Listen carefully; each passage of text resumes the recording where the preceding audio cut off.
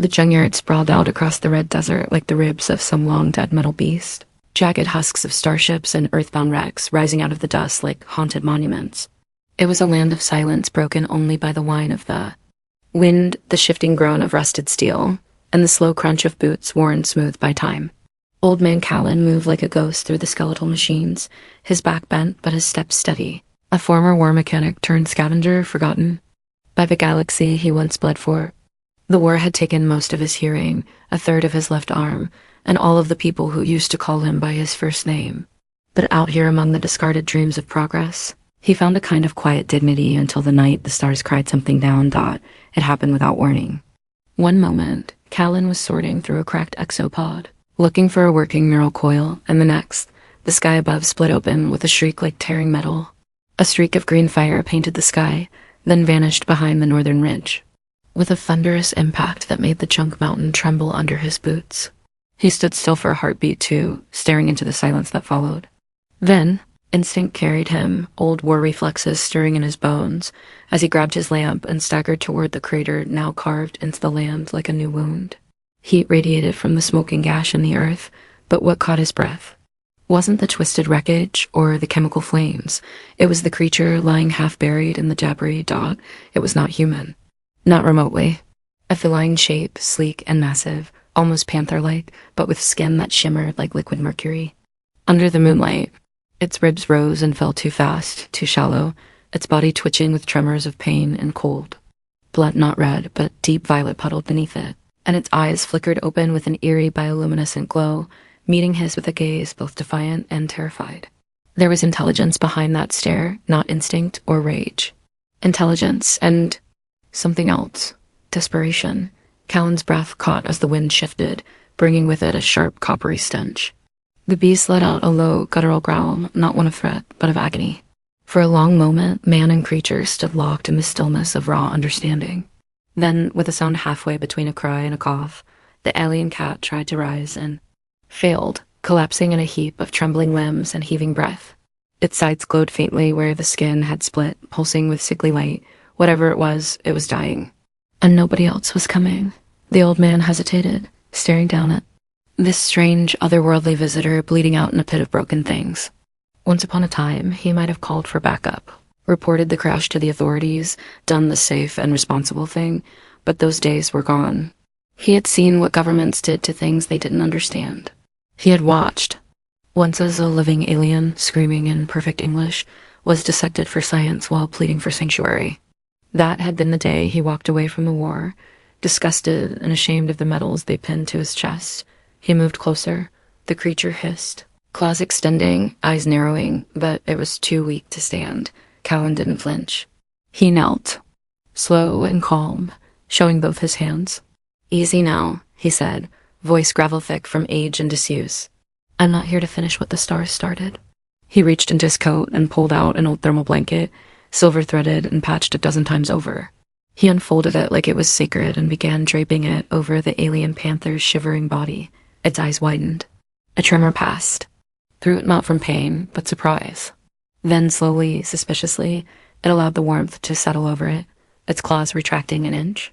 Callan nodded, not sure whether it understood him, but talking anyway, his voice soft as sand. "Yeah, that's better. No one dies cold on my watch. Not again." In the distance, sirens began to wail, the kind that meant someone somewhere had tracked the impact. He had minutes, maybe. He looked at the creature, who was now watching him with a strange, unblinking intensity, like it was trying to memorize his face before the end. Or maybe it was waiting for him to make the choice, and he did. With a grunt, Callan hooked his arms under the creature's front legs, surprised at how light it felt despite its size, like it was more energy than mass, more spirit than flesh. It didn't fight him. Just breathed shallow, trembled, and allowed itself to be carried. He staggered down the slope, heading toward the hidden supply shed at the edge of the yard, his old bunker, the one no scanners could see. As the sirens grew closer, slicing through the night like knives, the old man disappeared into the rusted maze of metal and memory, carrying something alive in his arms for the first time in decades. What he didn't know, what he couldn't know, was that the galaxy had just placed a forgotten weapon, a hunted soul, and a retired soldier on the same dusty stage. and the play had only just begun. Asterisk inside the bunker. The air was thick with the scent of old oil and ozone, a claustrophobic cocoon of shadow and memory.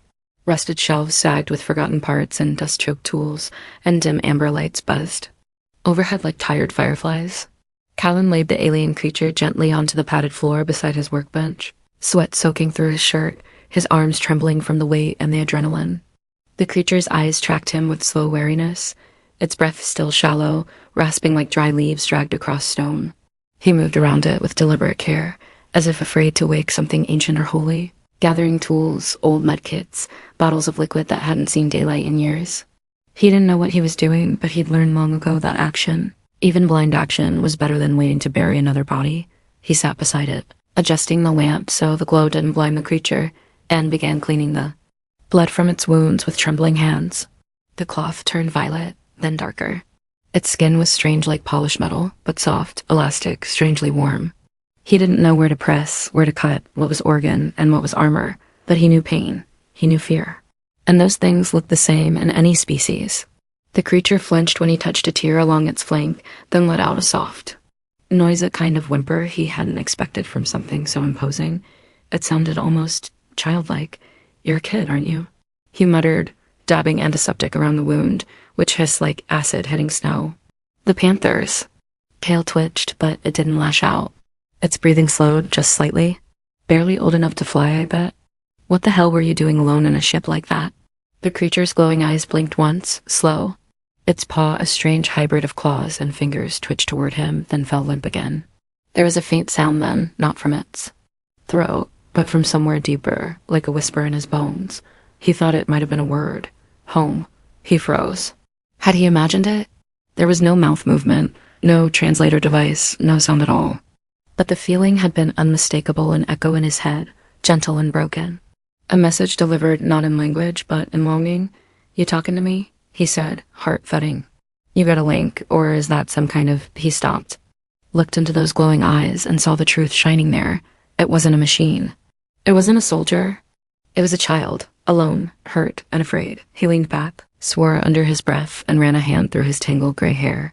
Well, ship. In the war, Callan had seen children with rifles in their hands and terror in their eyes, conscripted by desperate colonies or broken empires. He had watched a girl bleed out in his arms after stepping on a smart mine because nobody warned her it was set to ignore soldiers and only target civilians. He'd seen things that never left him, things that haunted him each time the sun dipped below the dunes and the ghosts came crawling in through the cracks in his mind. This creature, this alien child, it had that same look, that same ache, that same silent question burning in its gaze. Why me? Why now? He reached down slowly and placed a hand near its face, letting it feel his warmth. It didn't recoil. It blinked again, and God help him, it nuzzled its head against his palm, just slightly. Just enough to break something loose inside him. That had long since been frozen over. "All right," he whispered, his voice catching. "All right, then. You're not dying on my floor." The next few hours passed in a haze of improvised medicine and whispered reassurances.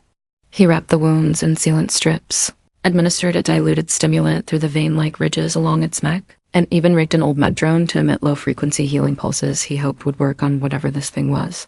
Through it all, the creature remained quiet, eyes never leaving him, breathing a little easier now. It didn't purr, it didn't speak, but its presence filled the room like a heartbeat. Eventually, he sank into his old recliner across from it, shoulders aching, bones complaining, and stared at the ceiling. The sirens outside had died long ago. Whatever authorities had scanned the crash site, they hadn't followed the trail into his maze of metal. Not yet, but he knew better than to think they'd give up. "You've just complicated my retirement." "Kid," he muttered with a dry laugh, sipping water from a chipped mug. "I was supposed to die alone in this dump." "You weren't part of the plan." The alien blinked, slow and serene, and again, he thought he felt something. Warm, grateful, not a word this time, but a feeling, a soft pulse of safety, as if it had chosen him. He sat in silence, the desert wind howling just beyond the thick bunker doors, and let the weight of what he'd done settle in. He had hidden a fugitive, an alien, a child with unknown powers and a broken body. He had no idea where it came from, who was hunting it, or what might follow. But when he looked across the room and saw those glowing eyes still watching him, not with fear, but with trust, he knew one thing with absolute clarity. He couldn't turn away. Not now, not ever. Asterisk days passed. Not in silence, but in quiet understanding, in the kind of wordless trust that only grows in the spaces where pain meets mercy. Callan had long stopped speaking to people, but he found himself talking to the creature as if it were a wounded soldier under his care, or a lost pet who didn't know who it could trust. He told it stories, half-remembered tales from the wars. Old regrets, names of planets that no longer existed, and comrades who never made it home. He didn't know if the alien understood the words, but it listened. God, it listened like no one else ever had, its luminous eyes fixed on him, absorbing everything. As if the rhythm of his voice was a kind of nourishment, the alien was healing faster than he'd expected, its wounds closing in threads of light, as if its body remembered how to fix itself when given safety. It could move now, though still, with a limp, and had taken to following Callan around the bunker like a quiet shadow. It explored with curiosity, sniffing at coils of wire, tapping gently at old data pads, once even curling up in the corner beneath his ancient recliner, letting out a low, resonant hum that vibrated in the air like a lullaby. Callan hadn't realized how long it had been since he'd heard something beautiful. He began calling it Shade, a name that came to him one night as he sat watching the creature shift colors in sleep, its skin darkening and lightening in slow waves like the tide of a dream. It was a name that suited it. It moved like a shadow, soft and cautious, yet there was something vast and unknowable behind its eyes, as if it carried the echoes of an entire galaxy inside its skull. One evening, as the twin moons rose like silver eyes over the junkyard, Callan stepped outside with a mug of thick, bitter tea, and Shade followed. They stood atop a heap of shattered drone parts, staring at the horizon painted in rust and violet. The desert was cold at night, bitter wind whipping against the exposed metal and skin, but neither of them moved. Callan glanced down at the creature, sitting beside him, its head raised toward the stars, its breath forming soft mist, and felt something unspoken pass between them. "You miss it, don't you?" he said softly.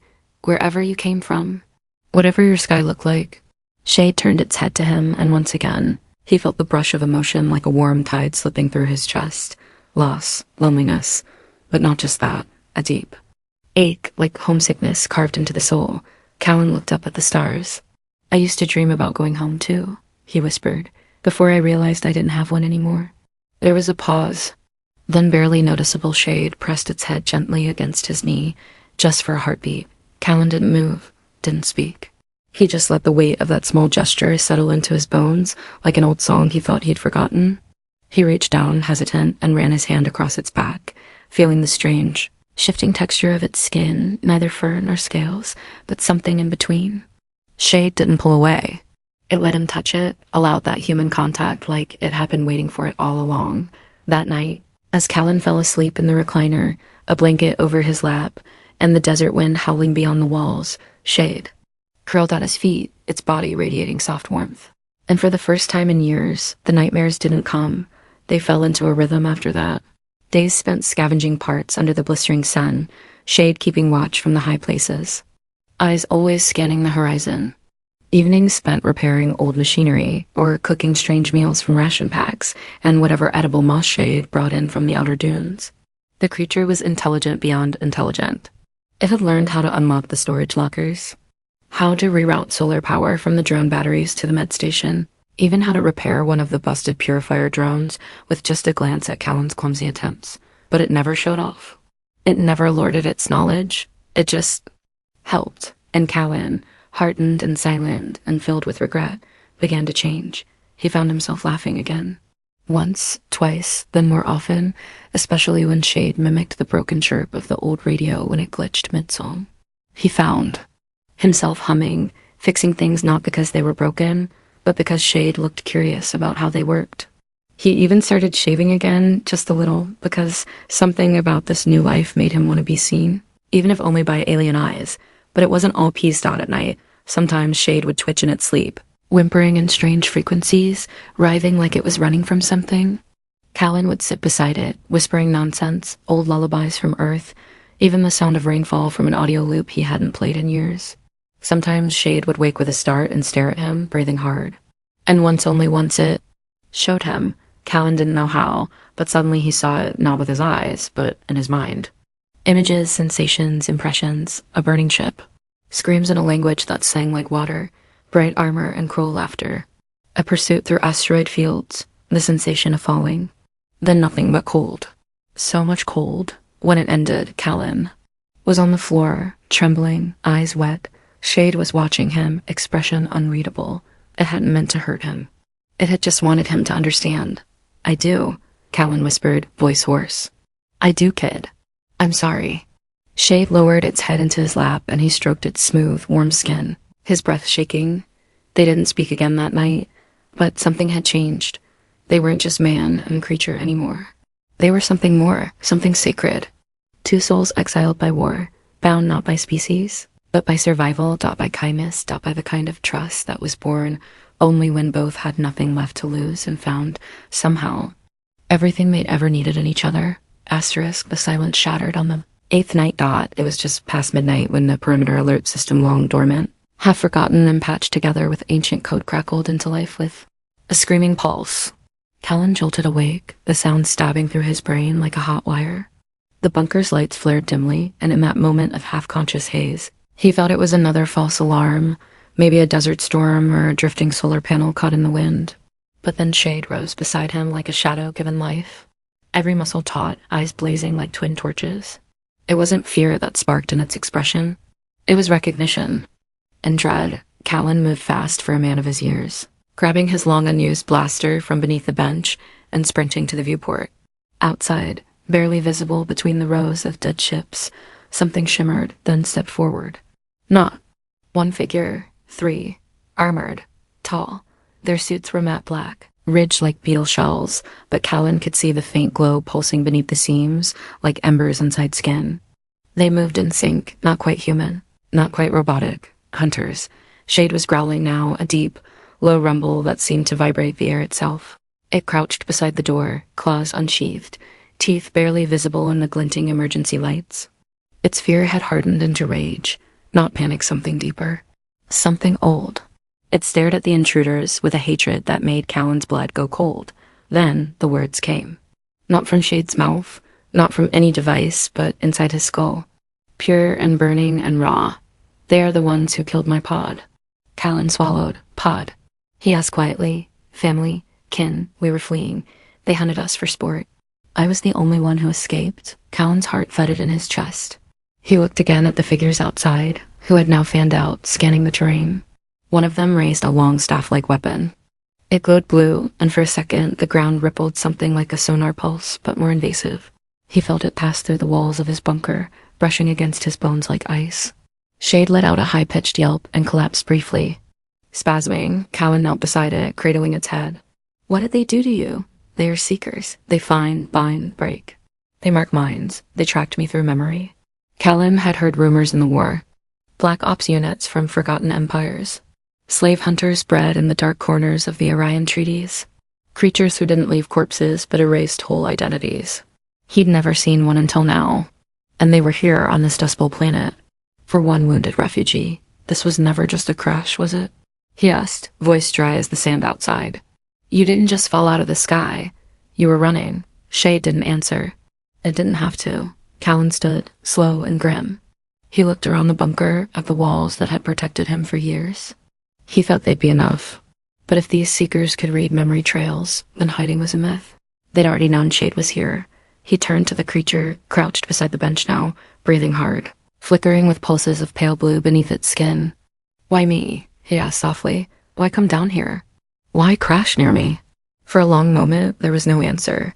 Then Shade looked at him, and once again, the voice inside his head came not a whisper, but a memory, sharp and unfiltered, a vision Callan's. Old war record, fractured and buried in forgotten servers. Footage of him pulling a child from burning wreckage. Footage of him standing in front of a terrified alien civilian, shielding her with his battered mech armor while the orbital cannons roared. A faceless face flickering through interstellar broadcasts archived across abandoned satellites. A legend, forgotten by his own people, but remembered by others. "I did not choose the crash site," the voice said, "but I chose you. You were the last story of kindness my people carried. I came to the one who did not kill." Callan's knees nearly gave out. Of all the impossible turns in his life, this hit the deepest. A legacy he'd never meant to leave. A moment of mercy, seen by eyes he never knew were watching. And now, years later, that single choice had brought Someone back to him, a child in need of protection. A child who had believed in the myth of his compassion. His voice cracked. Shade, if they take you, they won't. I would rather burn. Callan paced. Outside, the Seekers were drawing closer, their instruments humming, heads turning toward the bunker. He could see the shimmer of energy surrounding them, like a veil. They were scanning for organic signatures. Any second now, they would breach. Ran his hand down the wall, to the hidden panel he hadn't touched in years. A panel marked with a symbol that made his stomach twist, the override for the old war traps buried beneath the compound. Illegal, unregistered, lethal. The kind of thing a man keeps not out of fear, but because he's too tired to let death come easy. He looked to Shade, who had now risen to its feet, eyes burning. If we run, he said, they'll catch us. You know that. Shade blinked. Slowly, Callan touched the panel, then paused. I need to know, before I do this, are you more than they think? More than prey? Shade's form shimmered. The illusion of fragility peeled away just slightly, revealing brief glimpses of something else. Sleek wings folded beneath the skin, a light that danced along its bones, an energy core pulsing deep in its chest. It looked almost holy. I was. Born to be hunted, it said, but I can still fight. Cowan took a breath, then he activated the traps. The floor rumbled dot outside. The sand began to boil dot and deep within the heart of the old man's bunker. The past rose to meet the present.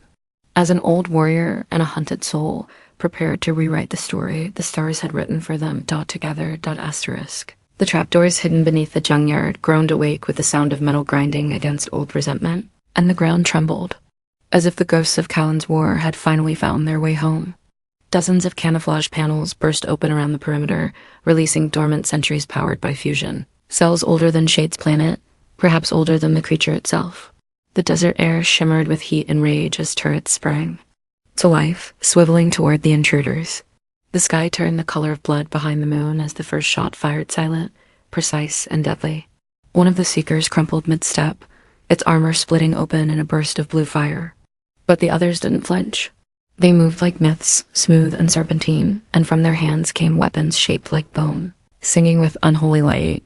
Inside the bunker, Shade stood beside Callan, its body fully alert now. Wounds sealed, but glowing faintly where the skin was thin. It was no longer the fragile child that had crawled from the crater. It had grown harder, sharper. But Callan could still see the fear behind the fury, the tremble of someone too young to carry this war. He glanced at the creature, eyes narrowed. They'll breach in minutes, he said. I've got maybe 2 good shots in me before the recoil breaks something important. Shade didn't answer with words.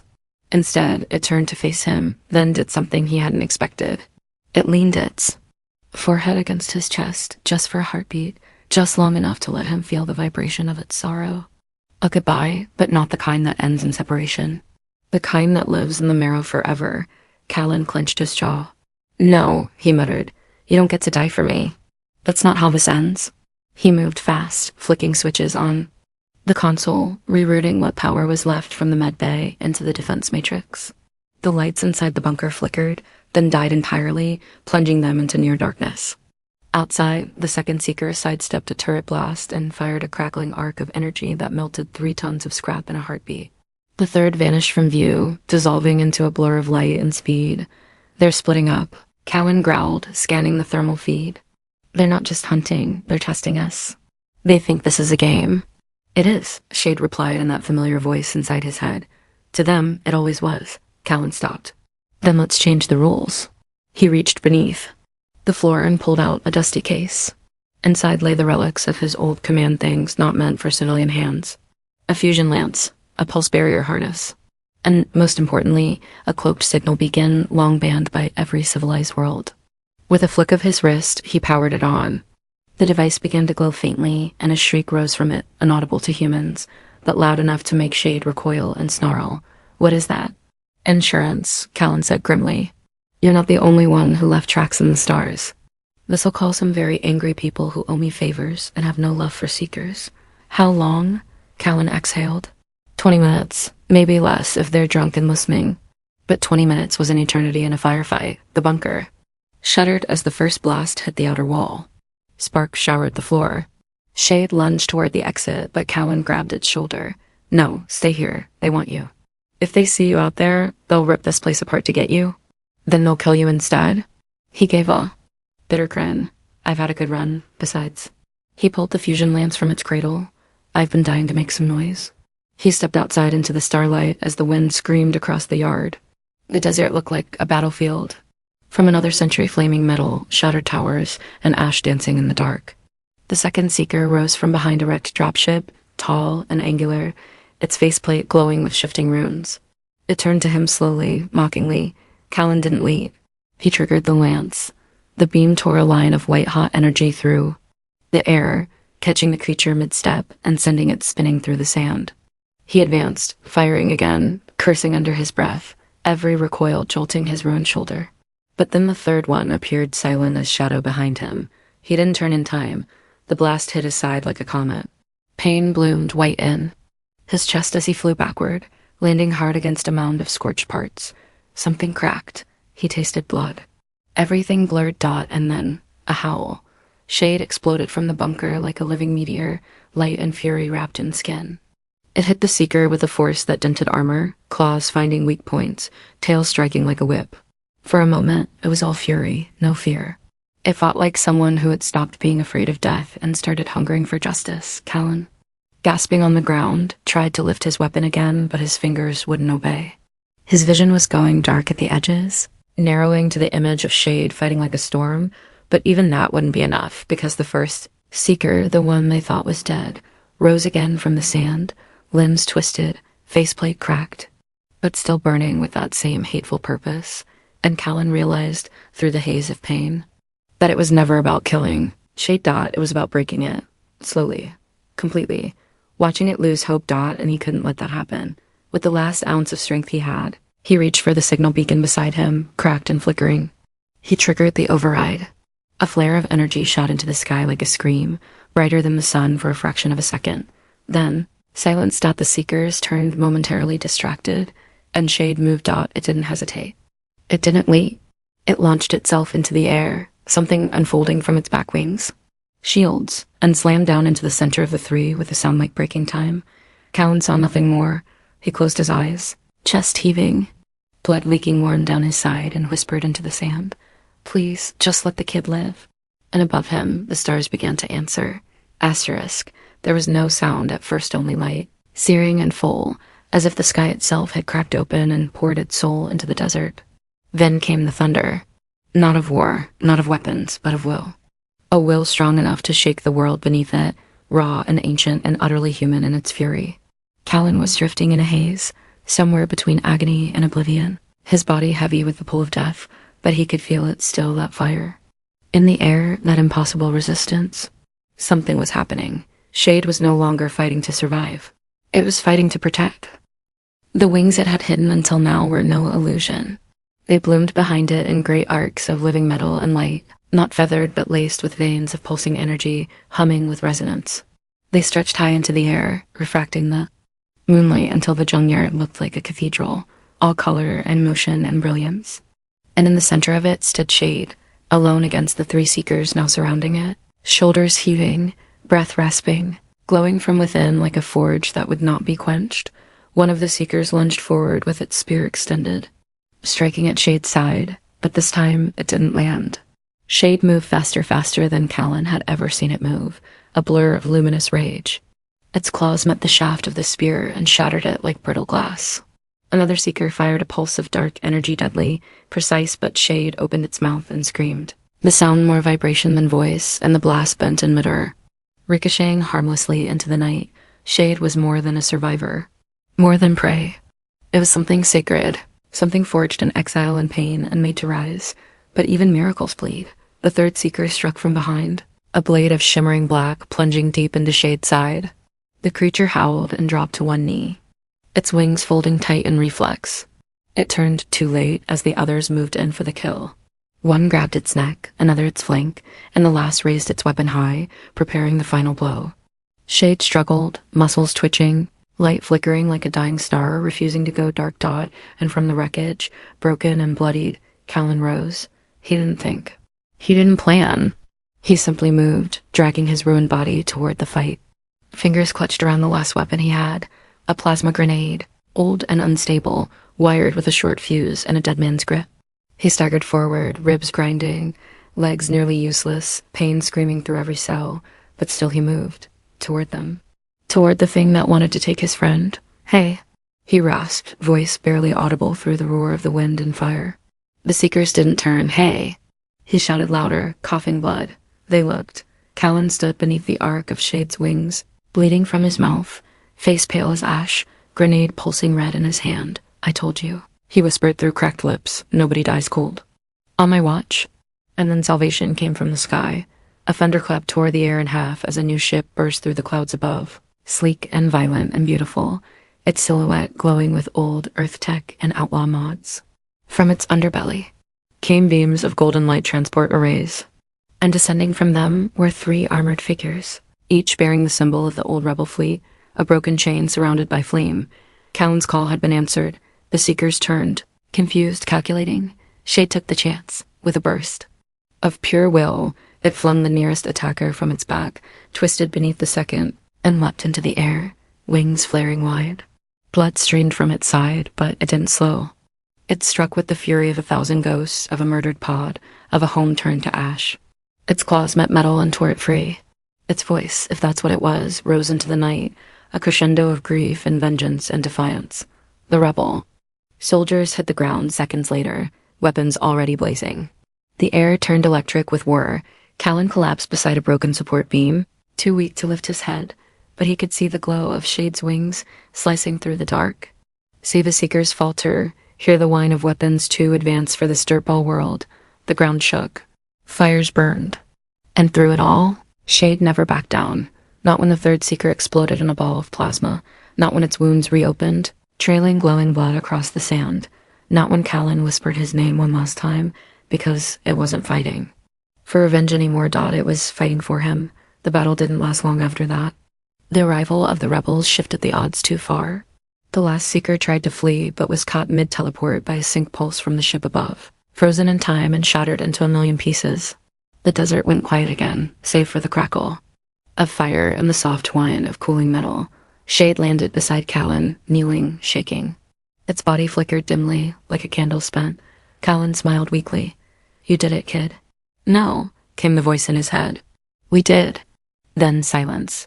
Not the silence of death, but the silence of victory, of a bond that had held against the impossible. The wind returned just before dawn, slow and sighing, like the planet itself was exhaling after holding its breath too long.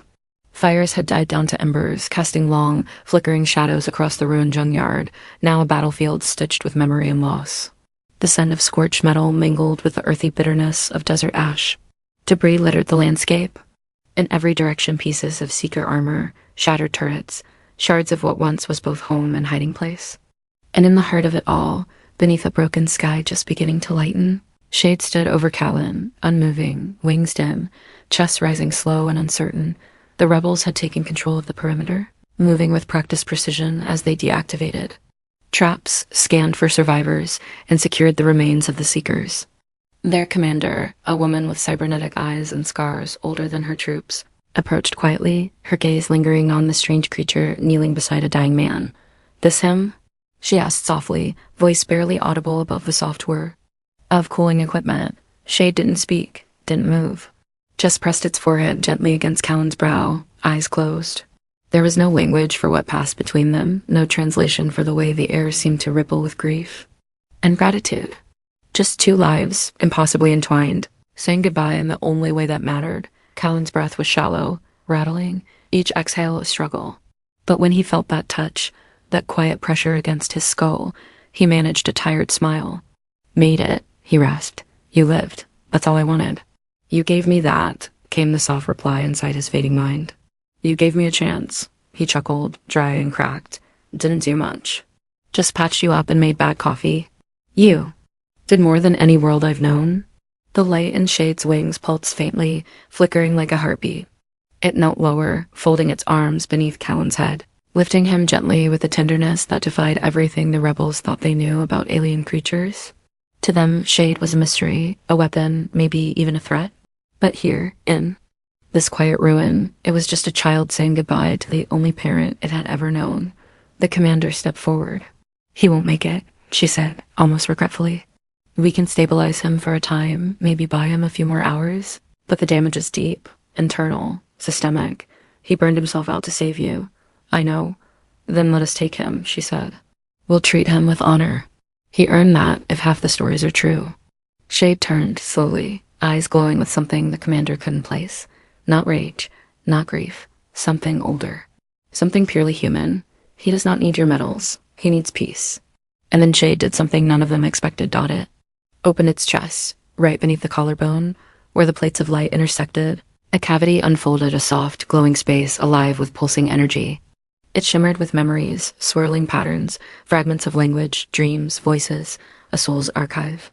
Shade reached gently into that light, plucked a single thread from the core, and lowered it to Callan's forehead. I will carry you, it said, and its voice trembled. There was a shimmer, a breath, and Callan's expression changed. The pain left his face. His chest stopped moving, but his presence did not fade. The commander stepped back, eyes wide, one hand rising instinctively to her sidearm before realizing this wasn't aggression, it was mourning. Shade stood tall again, holding the light now fused with its own, wings folding slowly behind its back. The scars on its body glowed faintly, but its posture had changed, no longer bent, no longer hunted. Something in it had grown. Anchored, found. One of the younger soldiers approached hesitantly. What are you? He asked. Shade turned its head. Slowly, eyes pulsing, and the answer came without hesitation. I am what he made me. Later, when the rebels cleared the wreckage and left the desert behind, they recorded the event as a skirmish with rogue seekers and an unidentified life form. But some of them, especially the younger ones, would speak in hushed voices of what they saw. A creature who fought like a soldier, mourned like a brother, and glowed like a sun breaking through storm clouds. Shade didn't leave the planet immediately. It remained for one full rotation, tending the land, sealing the bunker, and placing Callan's body beneath the old wind tower where he used to drink tea at dusk. It carved no name, planted no flag, just left a piece of its own skin dried and silvered curled around the base like a promise. Then, one morning, it rose into the sky with a pulse of silent energy, vanishing into the stars where its people once fled, but it did not go alone. In its heart, where memory lives. Callan still whispered stories to it. And far above the worlds that had forgotten kindness, Shade carried the last spark of a man who chose empathy over orders, mercy over protocol, a man who didn't save the galaxy with guns or commands, but by showing one wounded creature that it was not alone, and that, perhaps, was the most human act of all.